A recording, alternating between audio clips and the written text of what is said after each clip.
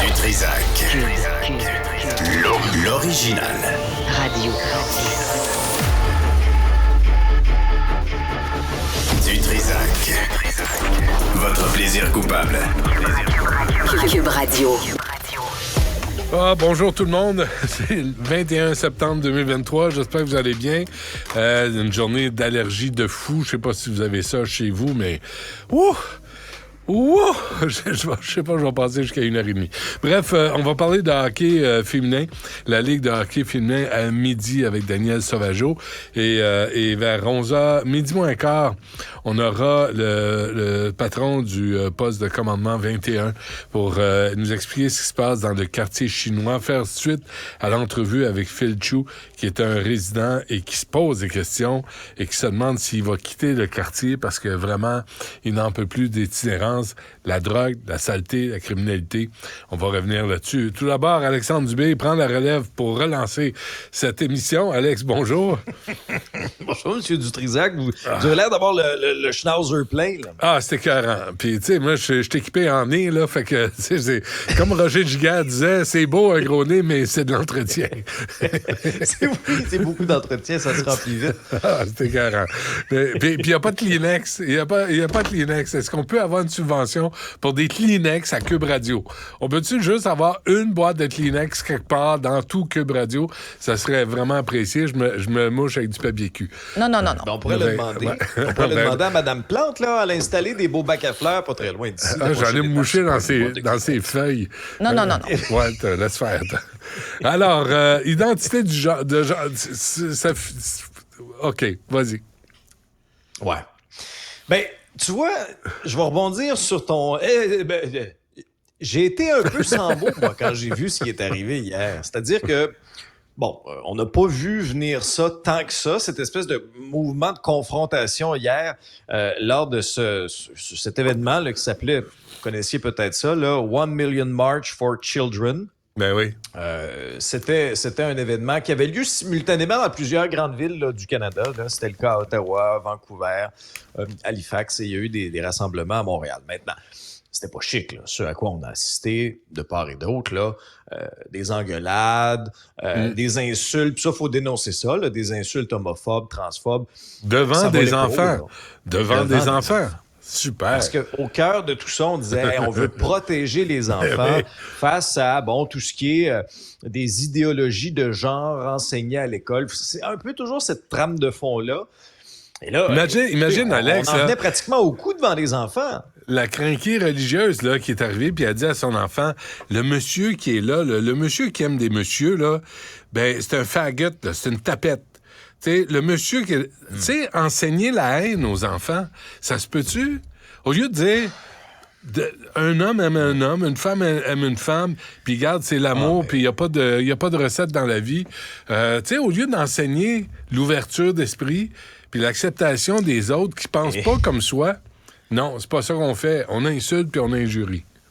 On va dire on était très, très loin de l'ouverture d'esprit lors de ces manifestations-là. Un point tel que là, les policiers ont dû séparer les gens. Mario Dumont nous racontait lors de notre épisode du matin que même les cônes oranges ont joué un rôle parce qu'il y avait tellement de cônes que ça a permis de séparer un peu les manifestants contre manifestants. Bref, François Legault, il est revenu de New York, là, le héros, le héros de l'environnement, il est revenu, il a fait un point de presse. Essentiellement, lance un appel au calme, puis ça, je suis quand même content qu'il l'ait fait, a déploré qu'il y ait eu des dérapages dans les manifestations à Montréal et a demandé aux Québécois d'être respectueux. Et lui, il veut être, là, je te le cite, là, un rempart contre les extrêmes. C'est un peu ce qu'on a vu dans ces manifestations-là. Là. Vraiment, quand on est rendu à s'engueuler, on est très, très loin du dialogue. Je pense pas que on a réglé grand-chose là, lors de cette manifestation-là. Je pense pas que la société québécoise a avancé énormément là, en ce qui vient des insultes. Alex, il y a une phrase qui reste.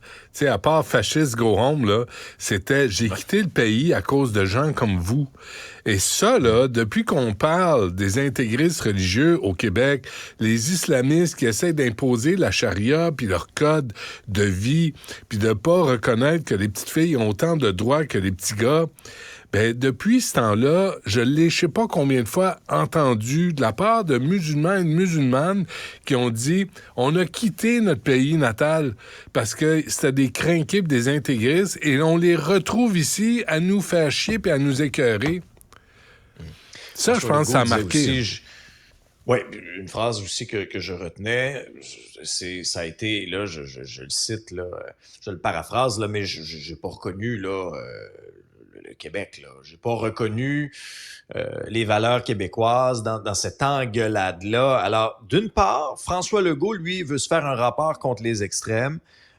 Dit que le Québec est moins polarisé que d'autres endroits dans le monde. Il y a Martine Biron aussi qui a commenté ce qui s'est passé. Je te résume sa pensée. A lancé un appel au calme, mais pense aussi que les Québécois sont capables d'avoir un dialogue sur ce sujet-là, ce qu'on n'a clairement pas vu hier, là.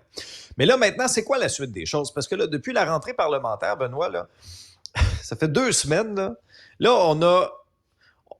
C'est tout le débat entourant des toilettes mixtes qui a accaparé la première journée de rentrée parlementaire à Québec. C'est vrai. En lien avec une histoire à Rouyn-Noranda, l'école secondaire d'Iberville, en Abitibi. On souhaitait aller de l'avant avec des toilettes mixtes. Finalement, le ministre de l'Éducation, Bernard Drinville, a dit « Non, ça va rester comme c'est là. Il y a des toilettes pour garçons, des toilettes pour filles. » Et on a ouvert la porte à une solution qui m'apparaît quand même intéressante parce que moi, là, ça a beau être loin de ma réalité au quotidien, c'est-à-dire que, bon, je suis un homme, je me suis jamais posé de questions là-dessus, mais je suis quand même très sensible à la réalité de ces personnes-là. Okay? Alors, d'une part, moi, quand j'entends, par exemple, le ministre de l'Éducation, Bernard Drinville, dire ben, est-ce qu'une solution pour que tout le monde se sente à l'aise soit de dire ben, on va aménager 1, 2, 3, je sais pas moi, des toilettes individuelles mixtes, ben dans ce contexte-là, il me semble que ça fait bien du sens. Mais le danger là-dedans, c'est que ça se devienne trop politisé, Benoît. Et pour éviter ça, ce qui va se passer, c'est que le gouvernement veut mettre sur pied un comité de sages. Alors, des experts. On dit souvent « écoutons la science ». Bon, ben, je pense qu'on a une belle opportunité d'écouter aussi la science, puis d'écouter des experts, d'écouter des gens aussi de la communauté LGBTQ+, là. Ouais. Ça les concerne. Ils doivent s'exprimer et on doit écouter, on doit être ouvert. Il y avait François Chapelot, là, qui est prof à l'Université d'Ottawa, qui est prof en biologie, qui devrait être sur ce comité de sages-là, parce qu'il a écrit une lettre que la presse et le devoir ont refusée, mais qui est très, très tempérée, qui est très équilibrée et qui pose les bonnes questions sur l'identité, sur la théorie du genre puis l'identité sexuelle. Moi, je pense qu'on devrait faire appel à des gens comme ça qui connaissent quelque chose au lieu des gens qui ont des opinions, tu sais, qui sont déjà faites, là. Oui, puis c'est pas parce qu'on pose des questions ou parce que, par exemple, ce que tu décris, bon, l'homme, le scientifique, émet des faits, là, énumère des faits. Ça fait pas de ces gens-là des homophobes, des transphobes. Est-ce qu'on peut là, enlever des étiquettes et avoir simplement une discussion pour faire avancer la société, pour que tout le monde se sente quand même inclus? Vous allez me dire, c'est très marginal. Oui, c'est très marginal. C'est moins de 1%. Mais quand même, je veux dire, moi, je suis sensible lorsque des porte-paroles, des ambassadeurs de la communauté LGBTQ+, affirment, ben écoutez, les taux de suicide, les taux de détresse sont très élevés chez les enfants, justement, qui sont en processus mais ça, on veut des vrais chiffres. De genre. Mais on veut des vrais chiffres, et il y a eu combien de suicides après l'opération? Tu sais, c'est... Ouais, la transition. Ouais, non, faut faire essentiellement, attention. Là, ouais, mais essentiellement, là, ce débat-là, cette réalité-là, c'est très nouveau pour plusieurs personnes. Ben oui. Et c'est pas parce que c'est une réalité, par exemple, chez qui ce sera peut-être la première fois qu'ils en entendent parler, ce sera peut-être la première fois que certaines personnes sont exposées à cette réalité-là. C'est pas nécessairement par transphobie ou par homophobie, c'est simplement nouveau. Mais en même temps, si ça n'a pas de sens, mais si ça n'a pas de sens d'un point de vue scientifique, là, hey, on va le dire. Tu sais, puis ça n'a pas de sens, là, parce que c'est un groupe de crinqués qui veulent imposer un agenda politique à la majorité. On va le dire, puis sais-tu quoi? Je pense qu'il y a bien plus de gens qui sont en situation de handicap, qui ont besoin d'aide, qui se confrontent à des problèmes d'emploi, des problèmes de déplacement, de transport. L'hiver arrive. Il y en a bien plus dont on devrait s'occuper que d'un petit nombre comme ça qui se pose des questions sur leur identité sexuelle. Aidons-les, mais on ne va pas en faire le numéro 1 à l'agenda politique. Non, c'est sûr que ça accapare énormément d'attention médiatique aussi. La preuve, c'est qu'on en parle également.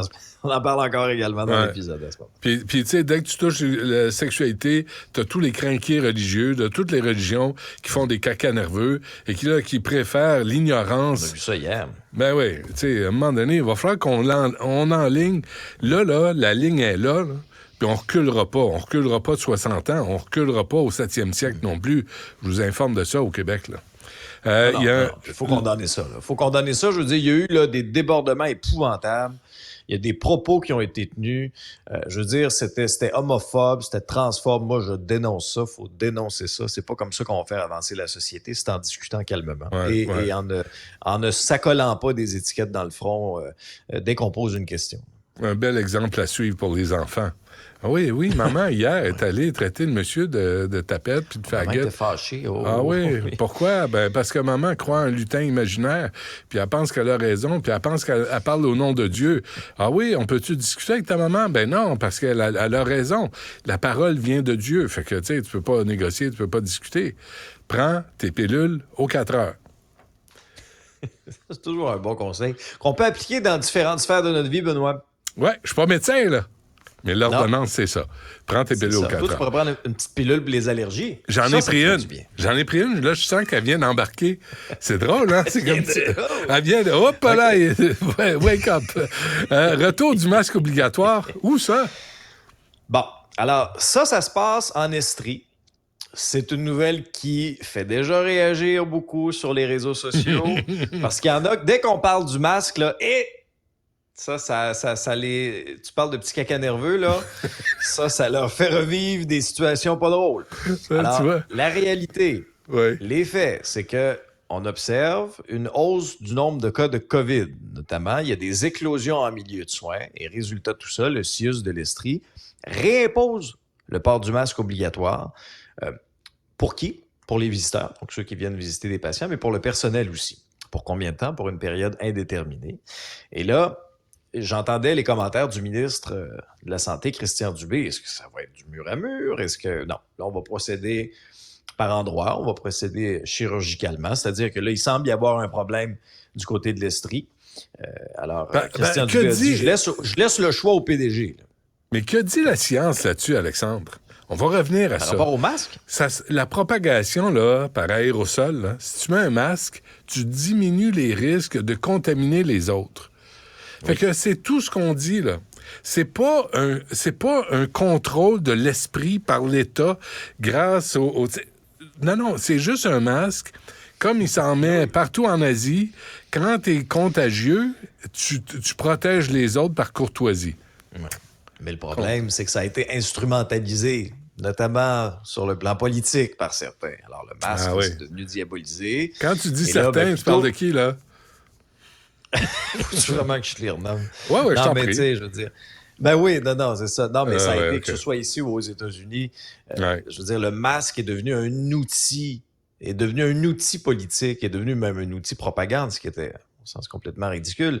Mais quand on regarde la situation, ce qui s'en vient aussi, puis il y a plusieurs experts qui nous ont levé le drapeau, puis je trouve que c'est quand même digne de mention, là. Ce qu'on nous dit, c'est « Préparez-vous pour une triple épidémie de virus respiratoires cet automne ». Ça va bien. Alors là, ce qu'on nous raconte, là, on parle de la grippe saisonnière, comme on connaît à chaque année. Ben oui. La COVID est encore dans le portrait. Puis là, il y a le virus respiratoire syncytial. Tu sais, c'est un beau cocktail de trois virus qui risquent d'arriver en même temps. On a vraiment besoin de ça, encore une fois. Mais Moi, Non, j'ai mais- hâte de voir, honnêtement, la réponse, Benoît, des gens. J'ai hâte de voir la réponse. Il y aura là, une campagne de vaccination à venir qui est en train de s'organiser. Où on va faire un peu un 2 pour 1, là. C'est-à-dire qu'il y aura le vaccin de la grippe et le vaccin de la COVID. Une nouvelle mouture, là. Je veux dire, je suis pas médecin, là. Mais selon ce qu'on nous dit, ce sera adapté aux variants qui circulent actuellement. Maintenant, est-ce que les gens iront? Est-ce que les gens seront au rendez-vous? Ou est-ce Je vais y aller. dans Moi, l'esprit de j'aime, plusieurs, c'est moi, genre, j'aime ça, les vaccins. Là. Moi, n'importe quel vaccin, j'y vais. Moi, Ah, t'es toujours preneur, toi. je suis toujours preneur. N'importe quel Tu vaccin. donnes ton corps à la science. Ouais, mais j'ai rien d'autre à donner. Mais tu sais, peut-être dans le métro, là, avec l'hiver qui arrive, peut-être le port du masque. Si on peut banaliser le masque, on va arrêter d'en faire un sujet politique ou social ou culturel.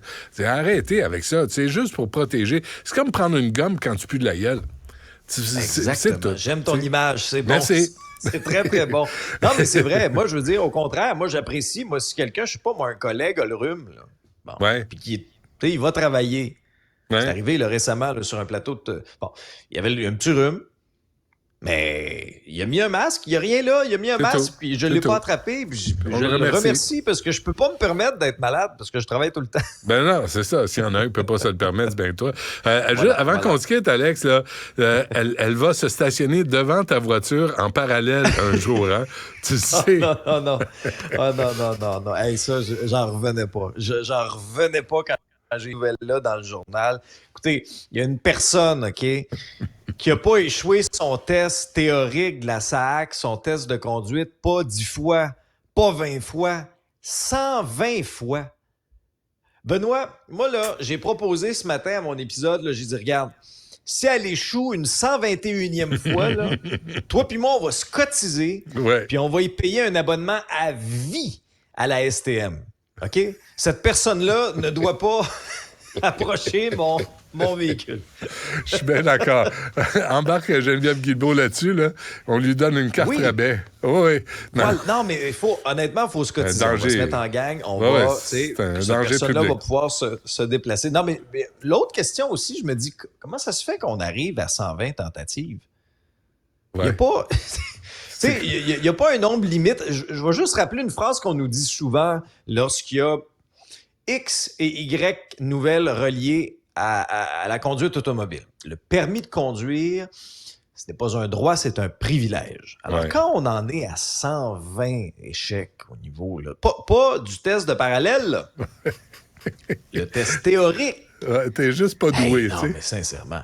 Ouais, Non, mais ça se ouais. peut. Exemple, là, moi, là, je vais vous donner un exemple. Là. Je sais pas, moi, je suis pas devenu médecin. Bon, pour plusieurs raisons.